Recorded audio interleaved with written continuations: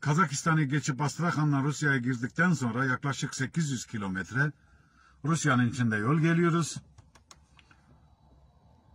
Ve orada da Gürcistan'a geçtikten sonra Türkiye'ye geliyoruz. Tabii bu Gürcistan'a geçmek için Vladikavkaz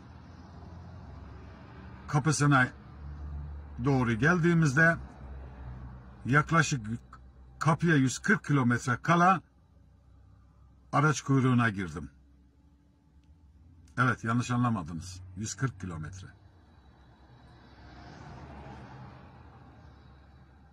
Şimdi 7 gündür buradayım. 7 günde 8 kilometre yol gitmişiz. Geri kalan kilometrelerde kaç gün gideceğimizi artık siz hesaplayın. Bunun nedeni de şu.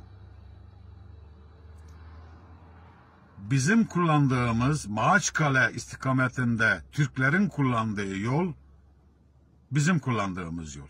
Ayrıca Rusya'nın içinden Elista istikametinden gelen bir yol var. O yolu da Ruslar, Gürcüler bir de Ermeniler kullanıyor.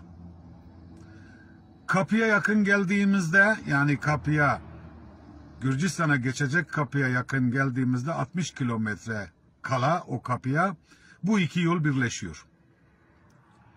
Bu iki yol birleşince Rus polisi öbür taraftan gelen, yani Rusların, Ermenilerin geldiği kapıdan gelen araçlardan günde 350-400 araba bırakıyor.